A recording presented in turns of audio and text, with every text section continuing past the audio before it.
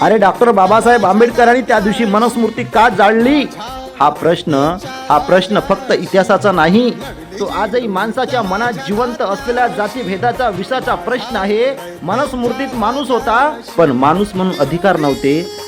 जन्मावरून श्रेष्ठ कनिष्ठ ठरवणारी अमानवी आणि अन्यायकारक व्यवस्था होती. म्हणून बाबासाहेबांनी त्या दिवशी मनुस्मृती जाळली, जेणेकरून माणूस म्हणून जगू शकेल. 25 डिसेंबर 1927 रोजी मनुस्मृती जाळली म्हणजे एक पुस्तक जाळलं नाही, तर माणसाच्या मनात पिढ्या भरलेलं जाती विचार जाळलं.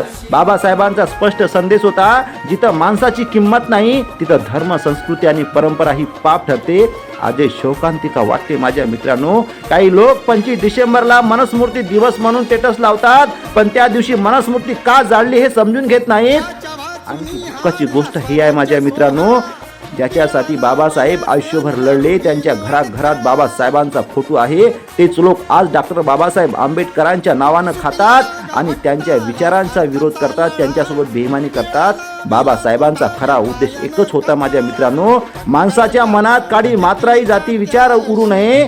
जर आजही जातीचा अभिमान, भेदभाव आणि द्वेष टिकून असेल, तर त्या दिवशी मनुस्मृती जाळली नाही, फक्त कागद जाळले असं म्हणायला हरकत नाही. मित्रांनो, मला सांगा, तुम्ही डॉक्टर बाबासाहेब आंबेडकरांना आपला आदर्श मानता, मग तुमच्या मनामध्ये, आमच्या मनामध्ये दुसऱ्या विरोधात जातीभेद नाही आहे का?